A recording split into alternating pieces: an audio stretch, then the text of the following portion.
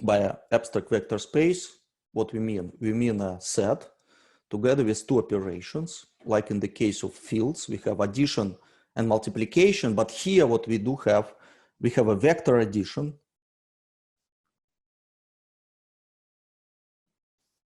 So it's kind of the same story. So it's also denoted by plus. Yeah, so whenever we have two vectors, v and w, from v, well, there should be then the sum, right? We need to have a sum like this. And it has to be again in capital V. And what's the second operation? Well, the second operation is a little bit different. You remember in the case of a field, we were dealing with just with multiplication. Yes, field multiplication. But here, what we would like to have, we would like to have a scalar multiplication.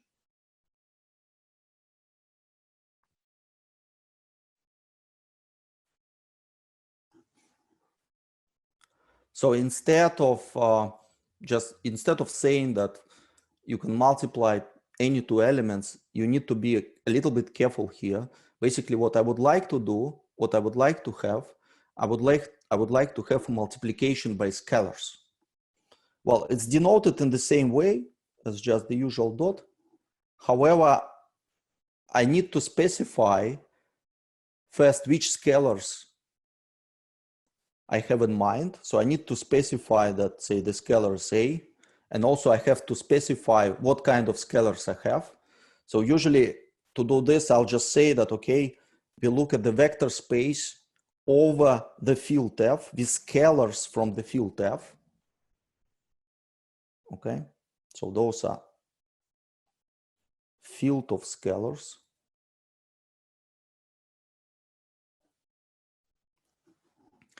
And well, I just need to say that, okay, so this, I do have such an operation, so I can multiply by such a scalar. So any given vector V, I can multiply by scalar A.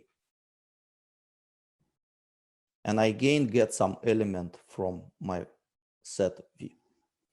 Okay, so this guy is from V. So what's the difference? What's the difference between abstract vector space and the field? Well, abstract vector space in some sense is a little bit more general, right? Because look, I mean, in order to define a vector space, in order to say what a vector space is, we have to fix the field of scalars, right? So from the very beginning. And then we say, okay, we have a vector space over that field of scalars, over that field. Yeah. So a typical example of such an abstract vector space would be if I just take a field F itself. Well, the vectors of our vector space, of our abstract vector space, just elements of F themselves. Of a vector space. Again, the field itself is of course an example of a vector space. We have two operations, right? The addition and multiplication by scalar, by scalar, but scalar is from F, right? So there's a multiplication already there. So it's automatically a vector space. Okay, so let me say in this way, the abstract vector space can be viewed as a more general concept, right? Because the usual field is an example of a vector space. And well, the only difference is that this multiplication here, instead of just multiplying any two vectors, we only require scalar multiplication, right? Yes, and of course, I need to finish by saying that, so vector space is a set together with two operations which satisfy the same condition. Well, let me explain what this word means. The same conditions or properties as vectors in Rn.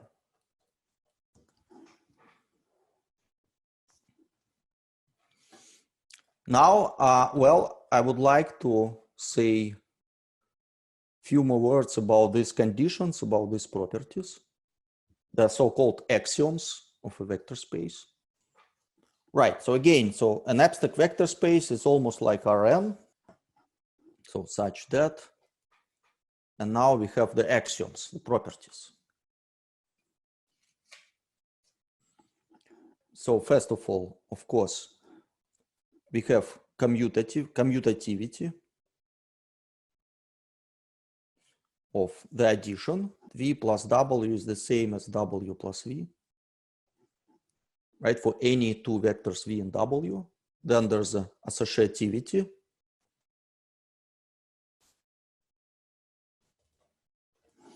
So basically it means that U plus V plus W, well, doesn't matter where you actually put the brackets. Doesn't matter, the result will be the same. Then identity, well, still there is an identity, of course. The additive identity,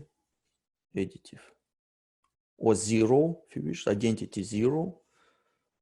So such that, well, the usual property V plus zero is the same as 0 plus V, and that's V. What else? The additive inverse. So again, additive. So meaning that it makes sense to talk about this minus V. And the defining property, so that's a W. So V plus W has to be the same as W plus V, and it has to be 0.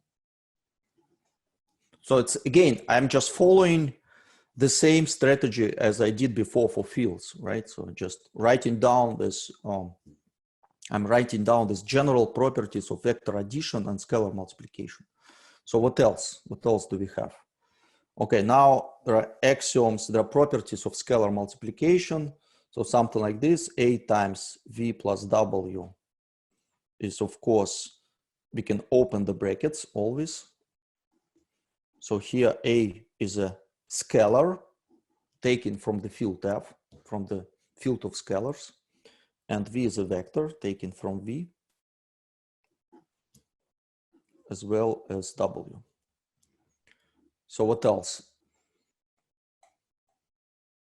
Of course, we can also open the brackets, I mean, in this way. So if you take just the sum of two scalars and multiply vector V by this sum, then we can also open the bracket. We can also open the brackets. A times V plus B times V. And again, so here A and B, they're scalars, and V is a vector.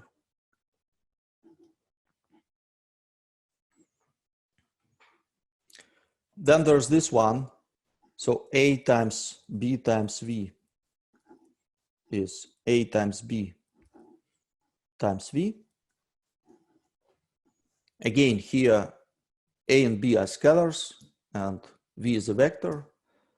And well, there's identity element for the scalar multiplication. So 1 times V is the same as V.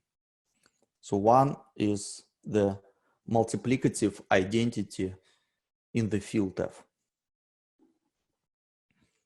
Again, what I just did so far, I just took, say, properties of the usual vectors in R2 or R3 and just wrote them all down using letters. That's it, right? In this way, we get an abstract vector space V. So over the field F. Yes. So let me put examples. The very basic one is the field itself. So field itself is an example of a vector space over that field. So that's this is kind of tautological example. So what else? Well, there's another tautological example. Well, if you remember from the linear algebra class, there's this weird vector space, which consists only of one vector, the 0, 1. So just a 0 vector space. Of course, 0 plus 0 is 0. And this is a vector space. Well, you can take as a field of scalars everything, doesn't matter, because something times 0 is always 0. So that's okay. So it's a vector space. So it's a 0 vector space. Or sometimes people call it trivial vector space.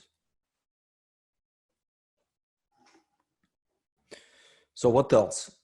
Well, of course, all known fields, all known examples like R2, R3. So those are vector spaces over the field over R. So in this case, I assume F is just R. So you can take R, you can take Q, you can take C. Those are vector spaces by itself. So what else? Well, of course, generally speaking, any Rn, n is any number, any dimension, is a vector space.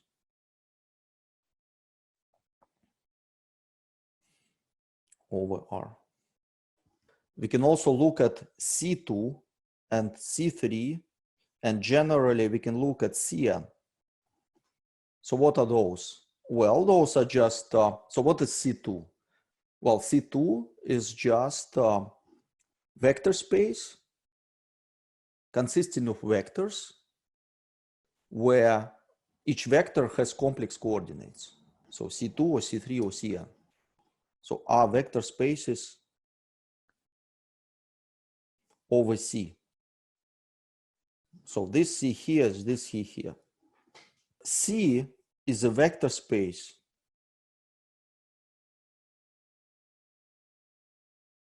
over R. Why? So here one needs to justify a little bit, right? Why? Because any complex number can be written as what? As A plus BI, where A and B are real numbers.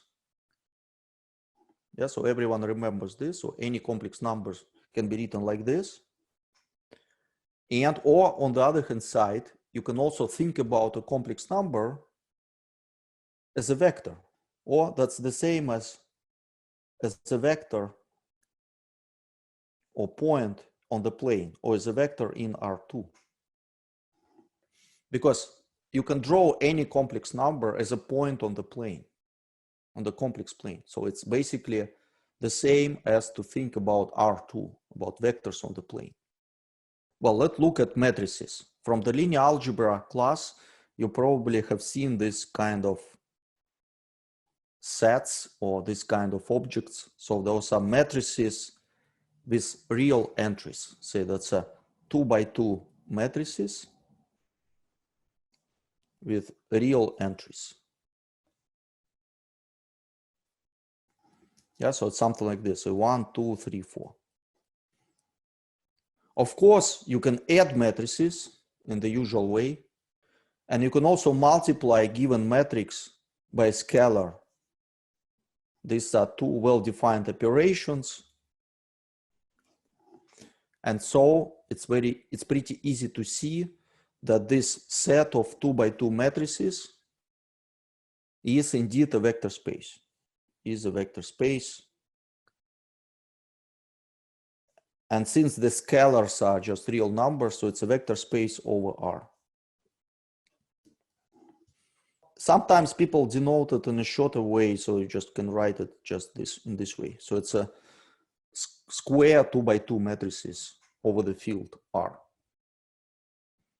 Again, so this is a vector space, so it's a metric space, space of matrices. You can, of course, do it for any field F. Say you can put F to be R, you can put it to be C, you can put it to be rational numbers, and then you may look at the matrices with entries in those fields. So this guy will be vector space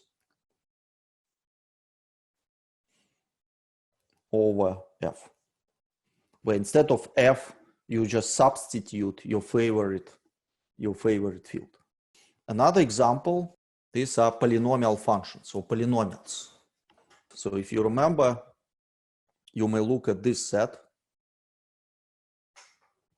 So what's this? This is the space, vector space of all polynomial functions in variable t.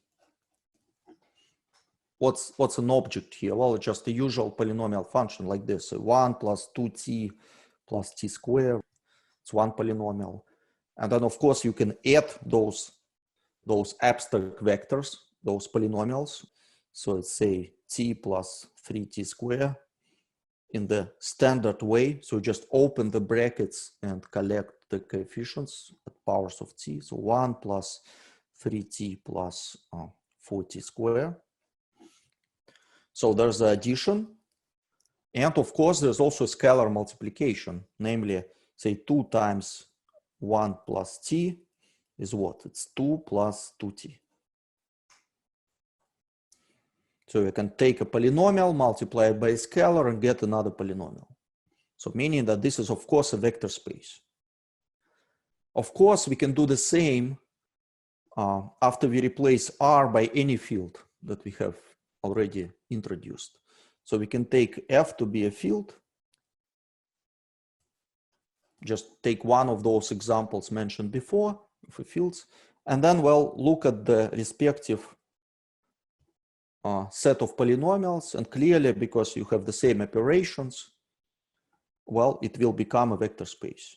Is a vector space over F. So in particular, you can deal with polynomials with complex coefficients. You can deal with polynomials with coefficients in that exotic field with 2 elements or whatsoever. So you can put as coefficients any field. And, well, the space of polynomials will be a vector space. And finally, since we were talking about polynomial functions, so what's a more general concept? Of course, it's a concept of a general function. Say real valued maybe functions. Those which you have seen many times in the calculus class. So that's an important example of a vector space indeed. Okay, so, well, let me do this. First of all, let me fix S, which is just a non-empty set. An abstract non-empty set. Okay, and then, well, let me fix a field F. Be a field. Well, think about this F as an R. So the basic example would be, well, just take R. And what is S? Well, S is just, just collection of some numbers. We can look at, let's denote by this calligraphic F of S comma F. Denote the set of all functions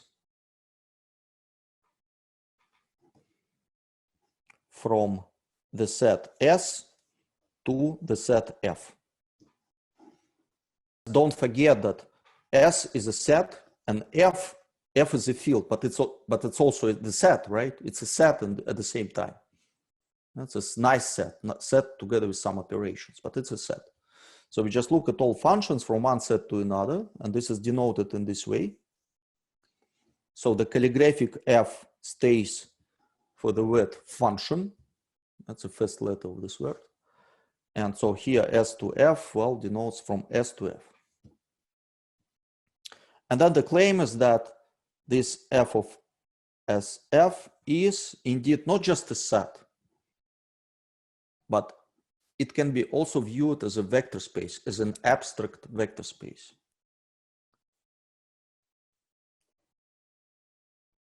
Because we have two very natural operations. We have two very natural candidates for the vector addition and the scalar multiplication. Namely, of course, if you have two functions, f1 and f2, from S to F, what we can do with functions? We can add them. Basically, we can just define a new one, like in the calculus class.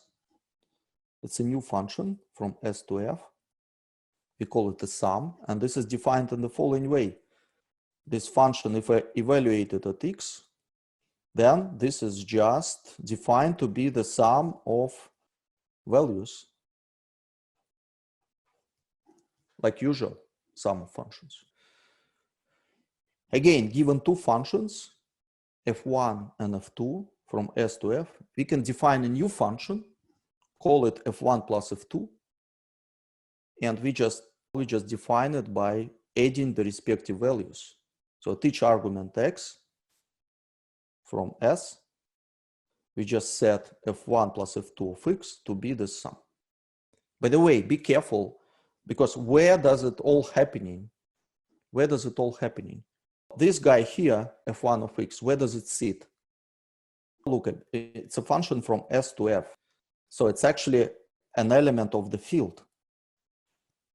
And the same holds for f2. So it's also an element of the field F, right?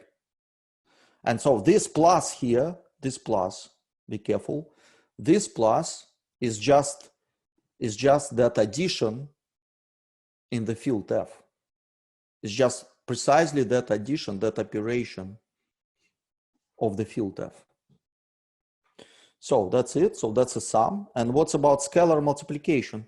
We can define the scalar multiplication in a similar way. We just say C times F, it's a new function. We'll just define it by evaluating at each element of S. We'll just set it to be C times F of X, where X is from S.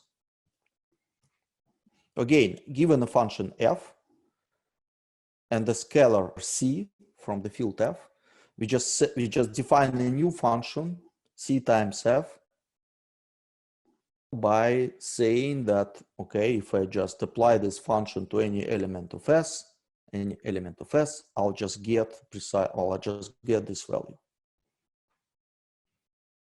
And again, here, this multiplication here is the multiplication inside the given field F.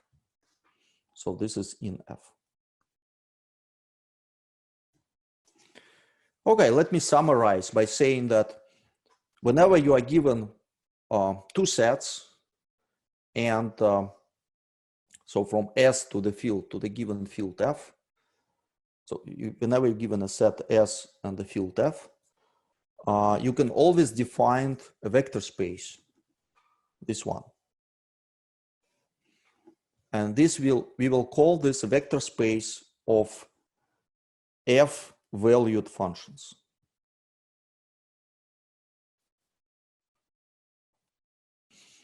So vector space of F-valued functions. Okay, so please have a look at this example, because it's pretty important indeed. And this will be heavily used in the future. So it's a very nice example of an abstract vector space. Non-examples of vector spaces.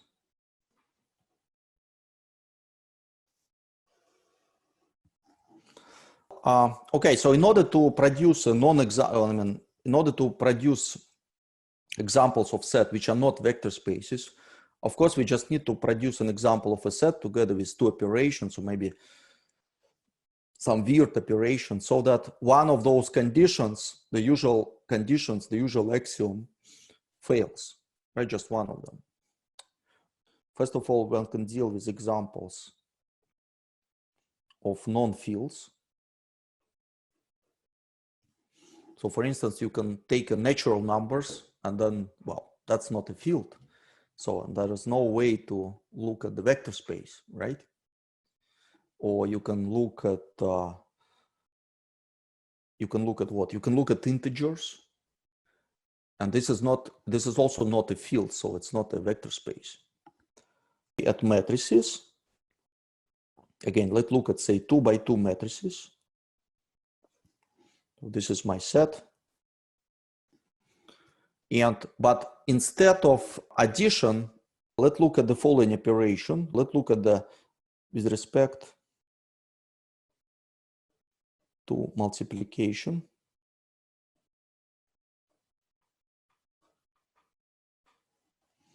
Yeah. So for instance, instead of addition, I just allow to multiply matrices. And I call it sort of a new addition. Then of course, this will not give me a vector space. Why? Because one of the major problems here, if I look at the matrices with respect to multiplication, not every matrix is indeed an invertible matrix. It's not always possible to invert the matrix. And remember that in the axioms for the vector space, we require that there's always an inverse, right, for that operation. So in this case, this is not a vector space because one of the axiom fails.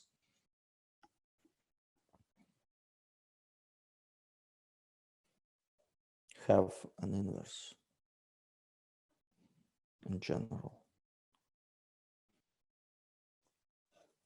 Let V be a set of all invertible matrices.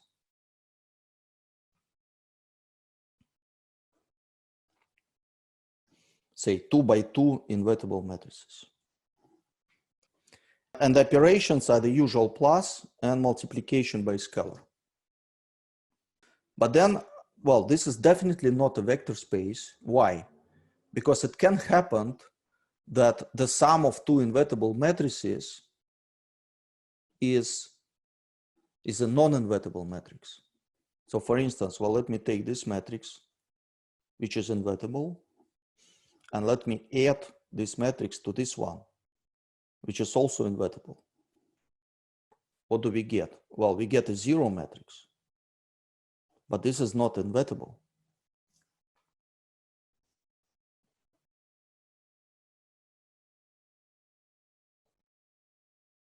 So it means that, well, this operation, the addition is not closed. So it means that the sum of two vectors is not necessarily in the same set. And that's why this axiom, well, that property actually fails, right? So it's not a vector space. Again, in order to be the vector space, let me repeat it, you need to have two operations, addition and multiplication by scalar. In particular, it means that they have to be closed. And these two operations, they have to satisfy the standard properties, which I mentioned. So the same properties as for Rn. Again, if one of those operations is not closed, or if one of those properties fails, then the resulting object, the resulting set, will not be a vector space.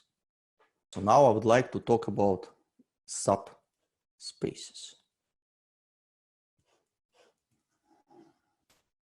Well, remember that we introduce a vector space V over the field F to be just, well, it's sort of an abstract version of Rn. The vector space Rn, well, it has some nice subsets called linear subspaces. So what we would like to do now, we would like just to introduce a similar notion in the abstract sense. So we would like to have a abstract subspace of a given abstract vector space. Yeah? And again, the idea is the same. We just copy. We are just copying the same definition for a subspace in Rn.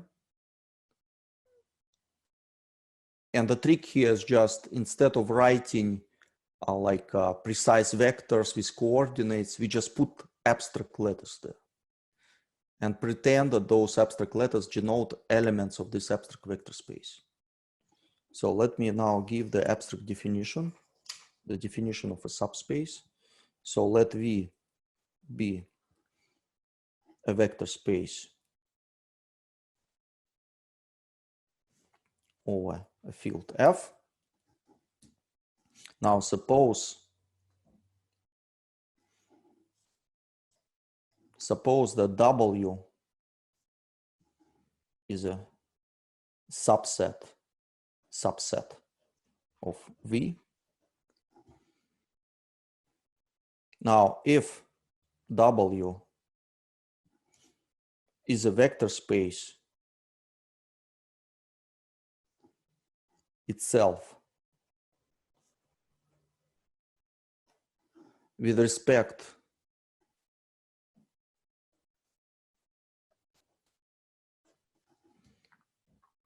to the same, with respect to the same operations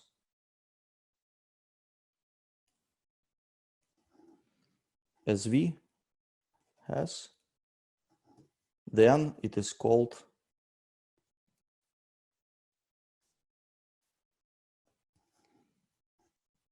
a vector subspace, an abstract vector subspace of V. Again, what's happening here? Okay, so we look at V and there are two operations, addition of vectors and multiplication by scalar. Now let's look at some subset of this vector space, say W. And then when this W will be a subspace? Well, it will be a subspace if and only if those two operations, addition of vectors and multiplication by scalars, they define W as a vector space itself. So in other words, if these operations are closed in W. So let me again rephrase it a little bit. Definition, another definition, or if you wish, this is kind of an abstract version of the subspace test.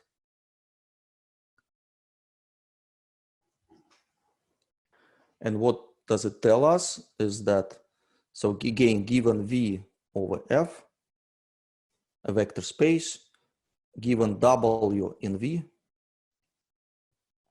a subset. So W is a subspace. In order to check that W is a subspace, if and only if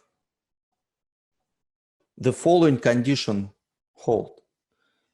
Okay, so first, I don't remember what was the number in the linear algebra class, but let me just use this. Okay, first of all, 0,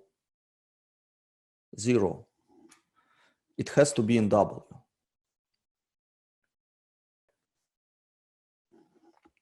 Second, whenever I have two vectors, V and W in this W, then their sum, V plus W, is again in W. And finally, 3. Whenever I have a scalar and whenever I have a vector from W, then then the scalar multiplication, C times V, has to be again in W. Why this is a rephrasing of what I just said? Well, it's because, look, I mean, these conditions mean precisely that this W is closed under the addition of vectors. So whenever I have two vectors from W, the result has to be in W. Again, so it's closed under addition. And the last condition tells us that W is closed under the scalar multiplication. So this one is closed under scalar multiplication.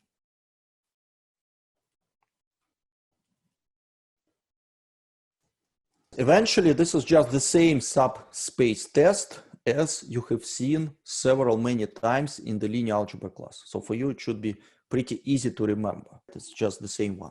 I mean, the only difference here is that we really deal with abstract vector spaces over the abstract fields. But of course, the test is just the same test. So here test, the subspace test is the same test. Let me mention the following. In principle, the condition one follows from 2 and 3. Why?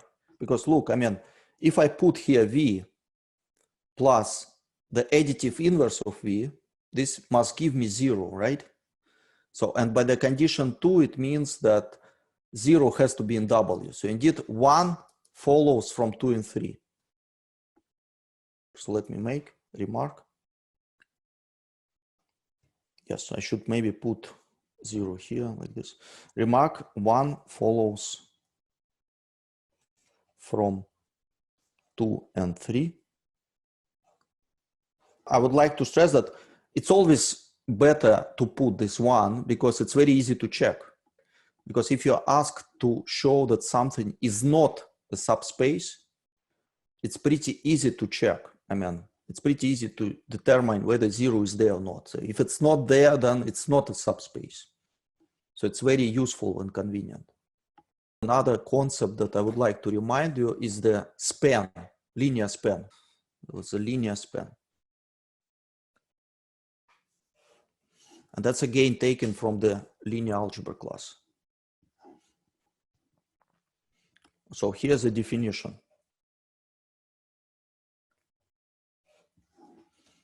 So let S be a subset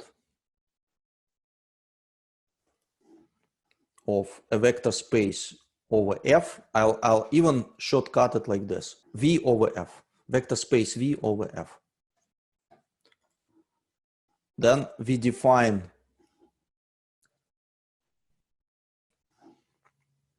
a span or linear span of S to be a subspace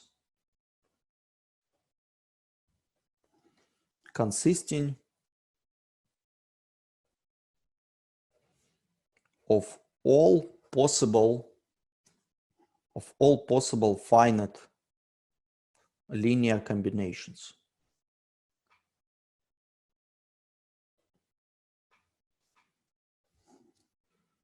Like this, A1 times S1 plus A2 times S2 plus and so on plus AN times Sn, where all possible finite linear combinations of elements from S, where all this S1, S2, and so on, Sn, they're just taken from S, and all this A1, A2, AN, they are just coefficients from our field F. So in other words, what's a span?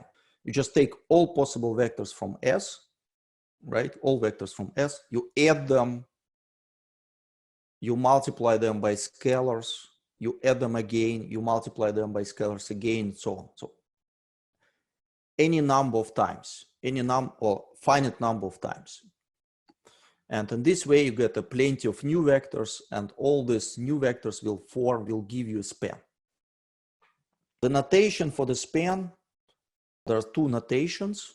Again, they're just taken from the linear algebra. So it's either this, span of S, or you just put S in the brackets like this. So this is a notation for the span. So we have two concepts, a subspace and the concept of a span. Both concepts just taken from the first year linear algebra. So the only difference is that we allow now general fields here, general coefficients. Let me give a couple of examples. So what are the examples?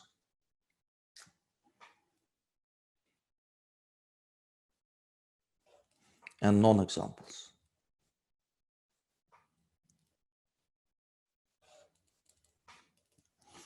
So first of all, what about subspaces? So let's take, say, a vector space. Let's take a vector space, say, M2. And since we are now dealing with a general field, we can put any field we wish. Say we will now put complex numbers here. So this is a vector space. So that's my V. Now let's take W to be the subset of all matrices, say A, B, C, D, such that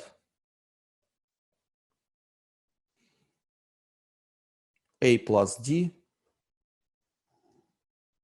equals B plus C. Why not? So we just take all matrices that satisfy this rule that the sum of elements on the main diagonal coincides with the sum of elements on the complementary diagonal. Now the claim is that this is a subspace. This is a subspace. Why? Well, apply the subspace test. So what does it tell us? Well, first of all, what about zero? So zero is just the zero matrix, right? And of course, if I put zeros here, well, clearly 0 plus 0 gives me 0 plus 0. So it means that the first property is satisfied. 0 is there. 0 satisfies this condition. Then the next. Now suppose that I'm given two matrices which satisfy this property that A plus D is B plus C. What will happen if I add them? Well, I'll get a new matrix. And because I'll just add them, what will happen is that, of course, this property stays the same. The sum of elements on the main diagonal of the sum of two such matrices will be still the same as the sum of elements on the complementary diagonal, the sum of two such matrices. So it's clearly satisfied. The last condition, what about scalar multiplication? Of course, if I take such a matrix and multiply it by any number, well, just those entries will be multiplied by the same number, right? So, and of course, the quality here will be preserved. So it's the same property for multiples. Non-examples of subspaces. Well, again, let's take the same vector space. And let's now take W to be the subset of all invertible matrices.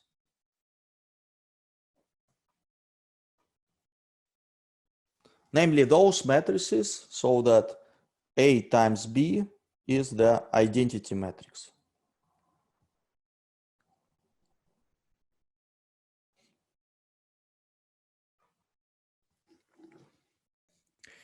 But then, well, I claim, so this is a subset. Well, then I claim that this is not a subspace. Why?